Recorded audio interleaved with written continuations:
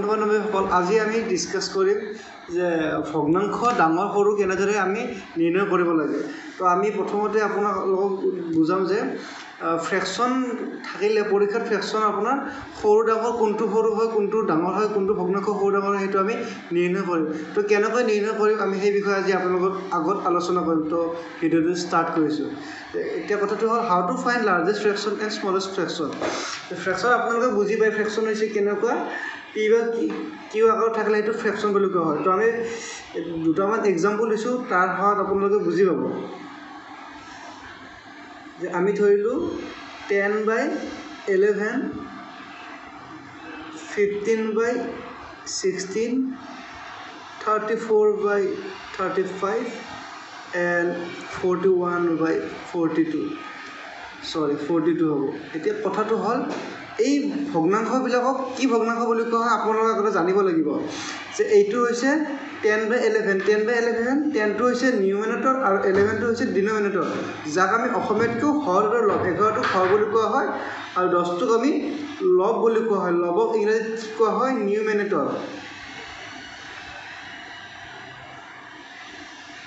আৰু আমি তলত 11টোক কি বুলি কোৱা হয় হৰ। হৰটোক কি বুলি কোৱা হয় আমি ডিনমিনেটৰ। এতিয়া কথাটো হ'ল ভগ্নাংশ আমি আগতে গম পাইছে চাগে আপোনালোকে যে প্ৰকৃত ভগ্নাংশ আছে, অপ্ৰকৃত ভগ্নাংশ আছে আৰু মিক্সড ভগ্নাংশ আছে, মানে মিশ্ৰ ভগ্নাংশ। এটি কি ভগ্নাংশ হয় আগতে আপোনালোকে জানিব লাগিব যে প্ৰকৃত ভগ্নাংশ কাক কয়, যিটো ভগ্নাংশত হৰটোতকৈ লবটো সৰু, অৰ্থাৎ হৰৰ মান আছে 11 আৰু লবৰ মান আছে 10। তো এই ভগ্নাংশটো কি হ'ব প্ৰকৃত ভগ্নাংশ হ'ব। কি বুলি কোৱা হয় ইয়াক প্ৰকৃত ভগ্নাংশ, যাক আমি ইংৰাজীত কি কওঁ প্ৰপাৰ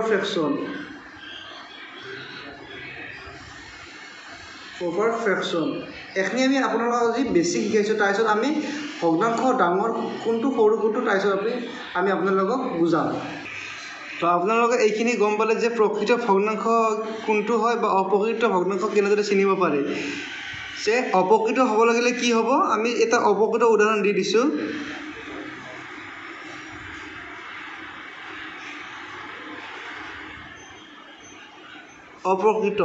অপ্ৰকৃত মানে কি হ'ব ইমপ্ৰপাৰ।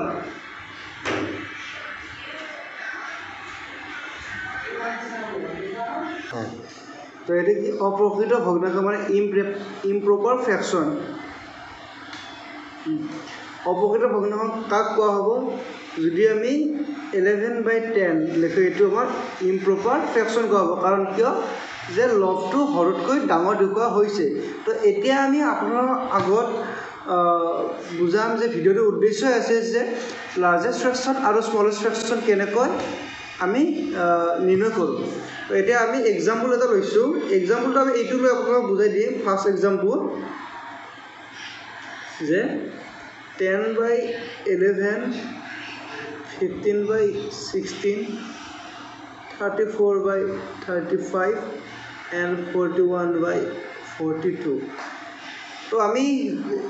ভগ্নাংশকেইটা দেখি আমি গম পাব লাগিব যে ভগ্নাংশবিলাক প্ৰকৃত ভগ্নাংশ মানে অপ্ৰকৃত ভগ্নাংশ। আমি গোটেইকেইটা গম পাইছোঁ যে কি তলৰ হৰকেইটা কি আছে ডাঙৰ আছে লবতকৈ। তো কি হ'ব এইবিলাক গোটেইবিলাক আমাৰ প্ৰকৃত ভগ্নাংশত আছে। যদি প্ৰকৃত ভগ্নাংশত থাকে আমি ফাৰ্ষ্ট ফৰ্মুলা মতে কি কৰিব লাগিব যে হৰ আৰু লবৰ ডিফাৰেঞ্চটো চাব লাগিব যে 10 আৰু 11 ডিফাৰেঞ্চ 1, 15। তো আমি গম পালোঁ যে 10 ভগ্নাংশবিলাকৰ ডিফাৰেঞ্চ কি আছে 1 আছে। এইটো 1 হ'ব 41 আৰু 42 ডিফাৰেঞ্চ 1, মানে পাৰ্থক্যটো 1। যদি প্ৰকৃত ভগ্নাংশ হয় ভগ্নাংশবিলাক, আৰু দ্বিতীয়টো কথা হ'ল যদি ভগ্নাংশৰ হৰ আৰু লবৰ ডিফাৰেঞ্চ গোটেইকেইটাত 1 থাকে, তেতিয়া আমি কি কৰিব লাগিব, ইয়াৰ যোনটো ভগ্নাংশৰ লবটো ডাঙৰ, অৰ্থাৎ ইয়াৰ লব কোনটো ডাঙৰ আছে নিউমিনেটৰটো 41টো ডাঙৰ আছে। তো 41টো ডাঙৰ থাকিলে আমি লাৰ্জেষ্ট ফ্ৰেকশ্যন কোনটো হ'ব 41/42। আৰু স্মলেষ্ট ফ্ৰেকশ্যন কোনটো হ'ব, যোনটো আমাৰ নিউমিনেটৰ সৰু আছে। নিউমিনেটৰ কোনটো সৰু আছে এইটো সৰু হ'লে আমি 10/11 এইটো হ'ব আমাৰ স্মলেষ্ট ফ্ৰেকশ্যন কাৰণ নিউমিনেটৰটো ইয়াতে সৰু আছে নিউমিনেটৰ সৰু আছে তো আমি এতিয়া গম পালোঁ যে প্ৰকৃত ভগ্নাংশৰ ক্ষেত্ৰতে আমি গম পালোঁ এতিয়া যদি অপ্ৰকৃত ভগ্নাংশ হয় তেতিয়া কি হ'ব তো আমি কি কৰিম এটা দ্বিতীয় এক্সাম্পল এটা লৈছোঁ আপোনালোকক যে এই ভগ্নাংশটো আমি ওলোটাই দিছোঁ এটা বেলেগ ভগ্নাংশ লৈ লৈছোঁ ঠিক আছে আমি এতিয়া কি কৰিম অপ্ৰকৃত ভগ্নাংশ কি হয় যে লগত কৰি হৰটো সৰু হ'ব লাগিব তো আমি এতিয়া বুজাম আপোনাৰ লগত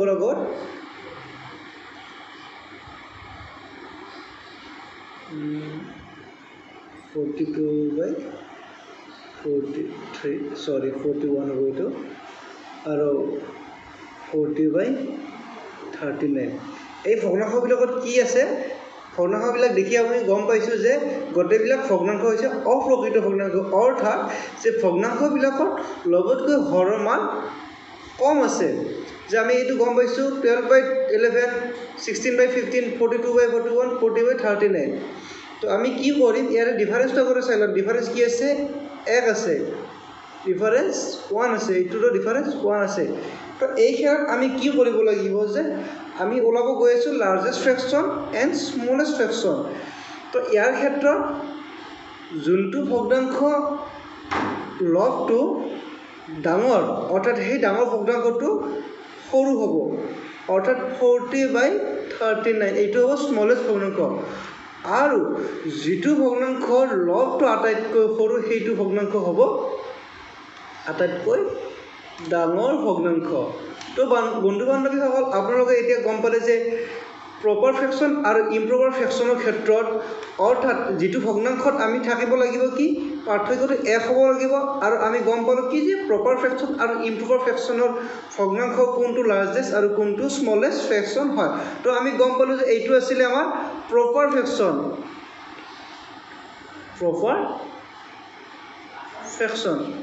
অৰ্থাৎ কি আছিলে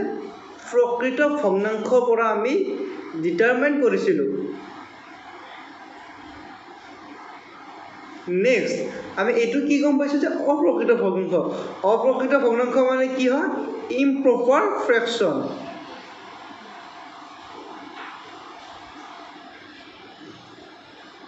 যাক আমি অসমীয়াত কি বুলি কোৱা হয় যে অপ্ৰকৃত ভগ্নাংশ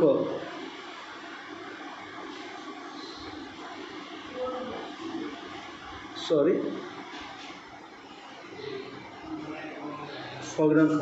তো আমি গম পালোঁ যে প্ৰপাৰ ফ্ৰেকশ্যন আৰু ইম্প্ৰপাৰ ফ্ৰেকশ্যনৰ ক্ষেত্ৰত গম পালোঁ ডিফাৰেঞ্চ 1